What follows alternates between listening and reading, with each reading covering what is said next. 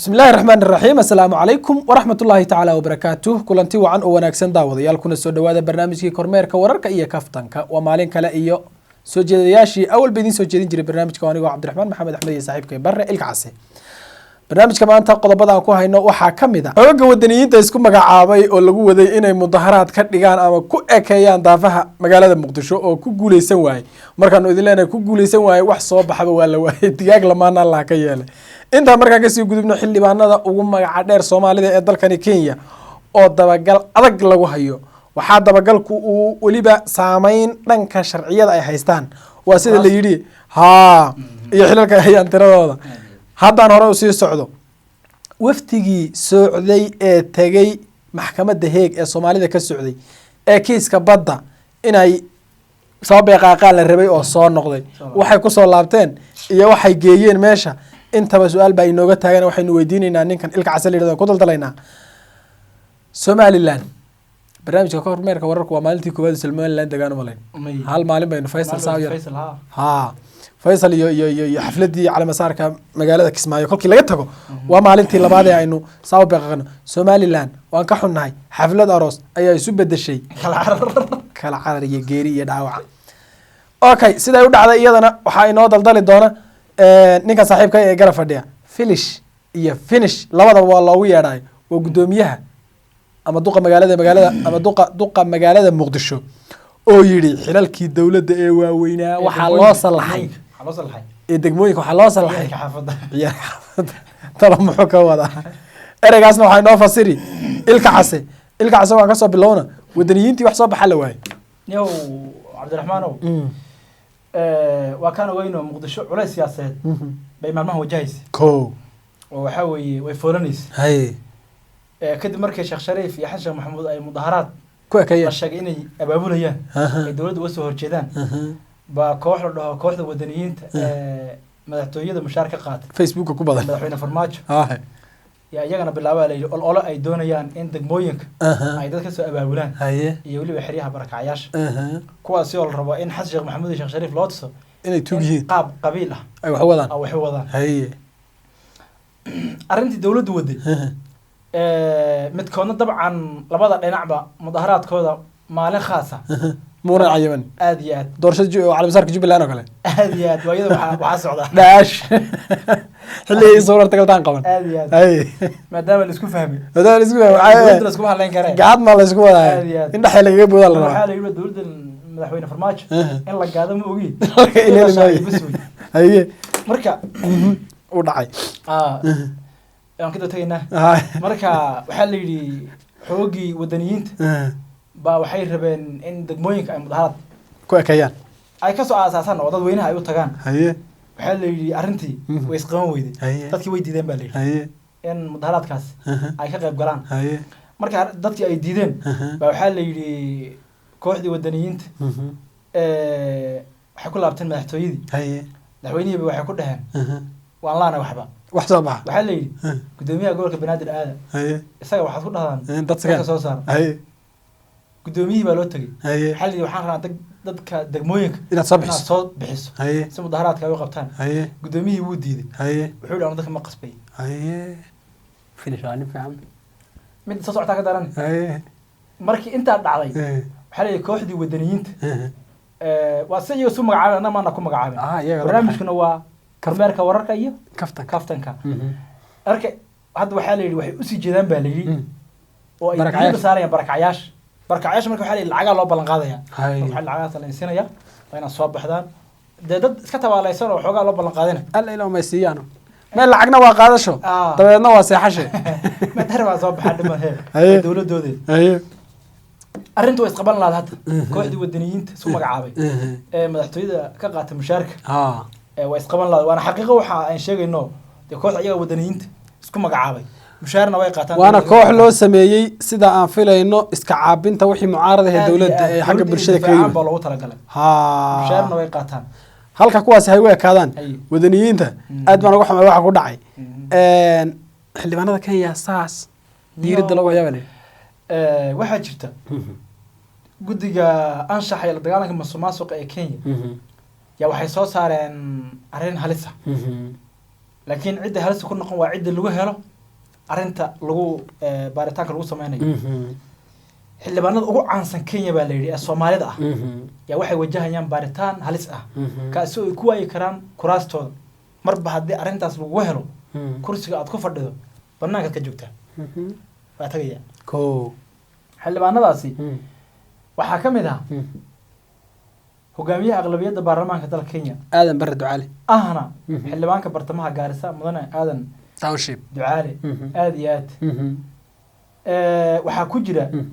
Yusuf Xasan xildhibaanka Kamankunji isli ay hoos timaado waxaa ku jira xildhibaan Dr. Daahiye oo ah xildhibaanka degmada Dhadhaab meesha qaxootiga badan joogay maamulka Gaarisa aad iyo aad meesha Soomaalida far badan qaxootiga ku ahayd waxaa la leeyahay baaritaanadani waxay sala ku hayaan in looga shakiyay xildhibaanadaasi in ay leeyihiin laba dhalasho tusaale ahaan Kenyana dhalasho ka haystaa oo sharciga Kenyana uu haystaa waddan kaletana sida Soomaaliya oo kale aad iyo aad Kenya marar badan muran baa hareeyay oo dad xitaa xilal loo magacaabi lahaa waxaa lagu soo eedeeyay in ay laba dhalasho haystaan saas darteed bay ku waayeen xilalkii ku waayeen aadan barre ducaale wuu hadlay wuxuu sheegay in arrintaasi aysan waxba ka jirin oo yahay Kenyaan sharci waddankan uu haysan ka Kenya oo kaliya uu haysto wuxuu ku eedeeyay dad shaqo la'aan oo doonaya dad kale inay ku mashquulaan inay arrintan ay wadaan wixii ka soo bax baaritaankaas iyo xildhibaanada lagu helo daawadayaasha waan la wadaagi doonaa barnaamijyada dambe ee kaftanka wararka kormeerka wararka iyo kaftanka yani shaqo sii wadaagi doonaa ilaa 10 xildhibaan waaye waana xildhibaanada ugu caansan ee Soomaalida ee Kenya sida warbixinada aan helena hadda xildhibaano kale oo Kenyaanka kala ah kuma jirto warbixinada hadda aan aragnay ama aan helnay ama xogaha aan helnay inta diiradda la saarayo waa xildhibaanada Soomaalida Kenya ka soo jeeda laakiin baaritaanku dabcan qof kasta oo kursi ku fadhiya oo laba dhalasho haysta uu qaban doonaa baaritaankaasina haddii lagu helo sharci waa qabanaya okay waftigii uu hogaaminayay sidaan filayo haddaanan qaldanayn ra'iisul wasaare ku-xigeenka mahdi tagay heeg maxkamadda ICJ maxay la soo noqdeen maxay ka soo laabteen هاي شلون بيصير سعودي ما أنت محسوب عليه قرما واحد لقيسيه ولا صلت ما حد عيب النوض دول استاك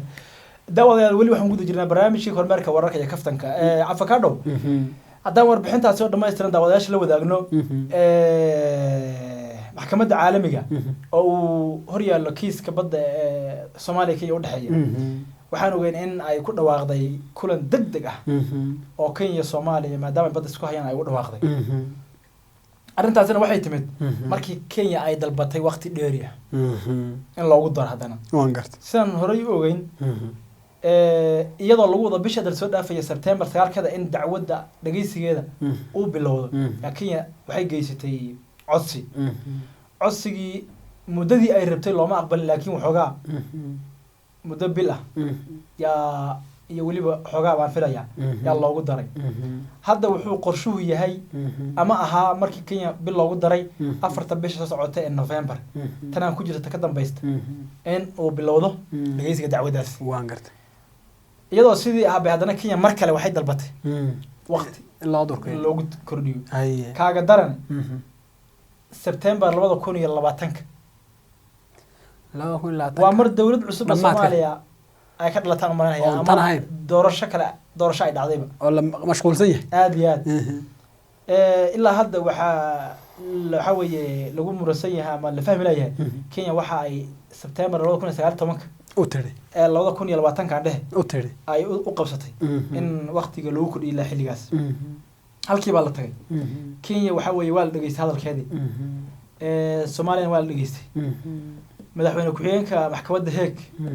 waa labada guddi ee Kenya Soomaaliya kala socod markuu dhageystay waa wuxuu yiri hadda idinku waad fasaxantiin guddiyadiiyo reerihiin ku laabta annaga in soo siin doona go'aankanaga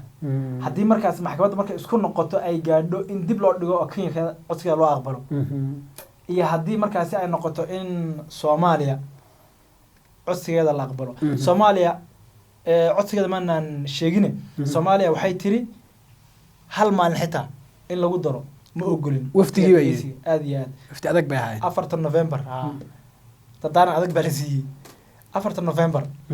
inuu bilowdo sidii qorshu ahaa yaan rabnaa weeyaan dhageysiga kiiska sax marka hal maalin saacad xitaa ma ogolin baan in lagu daro okay kolkay taasi taa tahay ta kale aanu gudubnay xaflad aroos oo ka dhacaysa Somaliland yaa isu dhigishay geeri iyo murug nimaal dhaxaasa waxaan akhrinaynay warbixin Mareykanka aroos ka dhacay oo gabadhii wiilkii markii arooskii ciyaar soo dhamaatay ee la galbinay gaarigoodu gaari weyn waxa dul maray hay oo arooskii aroosadii ay dhinteen halkaas ay ku tageen hay maxaa farxad halkaas maxaa farxad qasaartay hay maxaa farxad halkaas lagu niyadjabiyey hay marka arooskan wuxuu ka dhacay baa leeyahay meel dhaho Wabeeye haye oo ku taal degmada Duruqsi ee gobolka Togdheer Wabeeye aad iyo aad mas'uuliyiinta halkaas laga soo doorto ee gobolka iyo degmadaba yaa horta dhacdadan ka hadba ka warbixiyay ilaa hadda maysan sheegin sababta rasmiga ee dhacdadan ka dambeysay aroos dabcan waa ogtahay waa ciyaar iyo farxad iyo wax oo gabadhii wiil baa la soo galbinaya oo nolol cusub yaa bilaaban rabta bilaabaya arooskii oo socda waxaa la yidhi nin unbaa ka dhex kacay meeshii xabad unbuu wada ka dhex kacay diriga hal meydka 3 dhaawac la qaad isbitaalada marka ninka ma gabadha wax ka dhaxeeyay niyahow anu markaan qiyaas waxaan isiri masayr iyo waxba jiray oo waxba ka dhaxeeyay baa isiri gabadhu marka dan kala hamiya ma gabadha wada sheekaysan jireen ma ninka waxa weeye wax ka dhaxeeyeen oo waxa weeye uu wax u qabay ma qabiil iyo waxa meesha soo galay ilaa hadda sababta rasmiga lama shaacin aad baan uga xunnahay xafladaas farxadda lahayd ee la qasay dadka dhintay iyo waxa dhaawacmay caruuskii xafladda ku jiraan lama sheegin laakiin hal shakhsi oo dadkii meesha yimaada kamid ah yaa dhintay baa leeyahay ilaa 3 ruuxna waa dhaawac baa leeyahay oo waxa la geeyay isbitaalada la geeyay intaas weeyaan warbixintaasi welina sababta rasmiga lama sheegin laakiin baaritaan baa la wadaa baa leeyahay si loo ogaado ciddii ka dambeysay iyo sababta rasmiga ah ee hawshan ay u dhacday ma la qabtay marka ninkii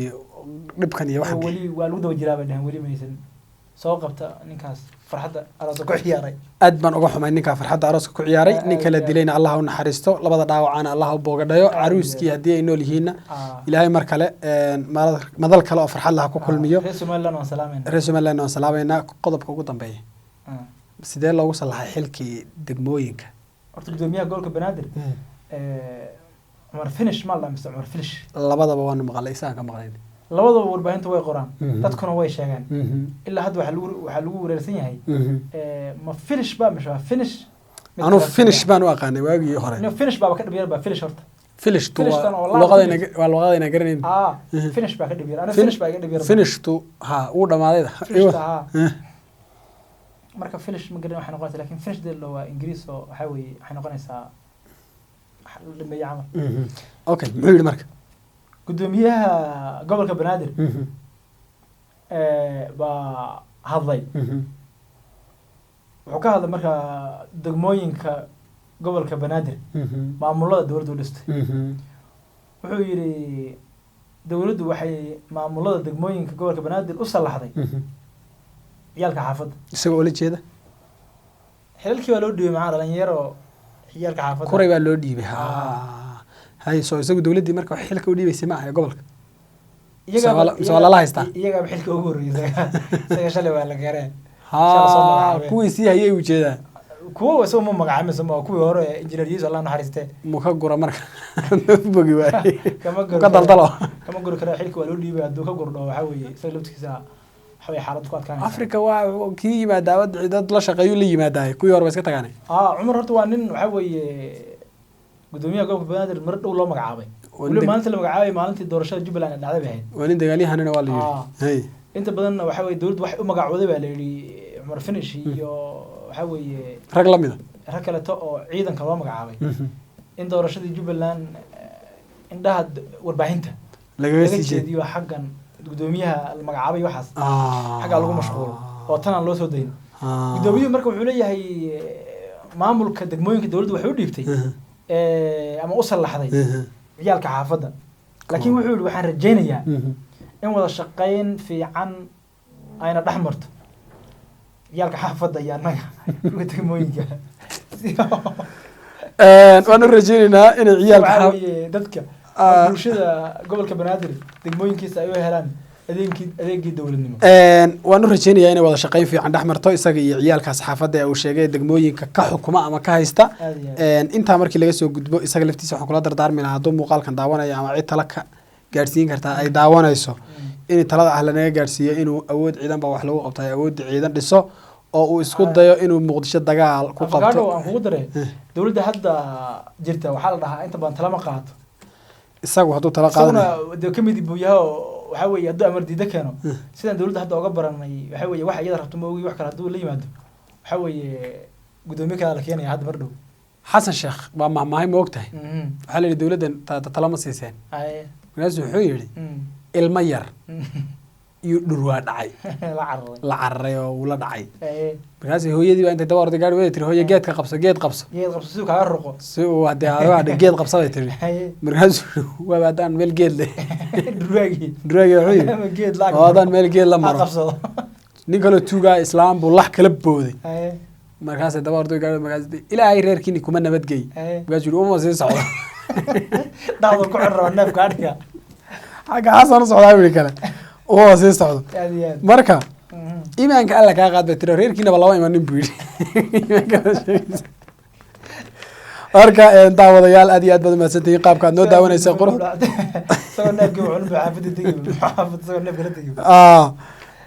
tan iyo intaan barnaamijka xiga isugu soo noqon doono maalinta berri ah haddii allah awoodda la ogolaado waxaan idinkaga tegaynaa sidaas iyo nabadgelyo waxaanuna idin leenahay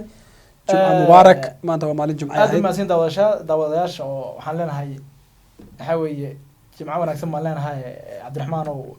insha allah barnaamijyada soo socda kormeerka wararka iyo kaftankana daawadayaasha waxaan ku wargelinaynaa inaan usoo gudbin doono muuqaalo ka turjumaya kolba qodobka aan ka hadlayno kolba xogaha aan helayna ku xiranta insha allah hadii la yidhaahdo waxaan idiin soo gudbinaynana waa warbixino xaqiiqaha kaftanna kama marno oo dabcan daawadayaashaan u talagalnay inaan kaga qosno waxaad samaysaa haddaad i daawanayso hoosta halkan noogu reeb wixii tala iyo tusaale eed jeclaan lahayd inaanu barnaamijka ku biirino ama ka bedelno intaa waxaa dheer dhinacaas saaxiibkay hoostiisa waxaa guduudan calaamad yaroo binig leh tuuji si aad noola saaxiib noqoto halkaa korona fur yaroo gembiyan baa ka lalmada waa gambaleelka ama rukumashada iyadana taabo inta haddaad samayso waxaa hubaala inaynu iska warhaynayno haddii aad barnaamijka wax dhaliila u hayso ama aad wax ku kordhinayso daawade taladaada oo waafaqsan anshaxa iyo nidaamka asluubta iyo nidaamka iyo dhaqanka iyo diintaba ayr hoos noogu reeb qoladan adoon aflagaa doonin waa idin jecel lahay daawadayaal waad mahadsantihiin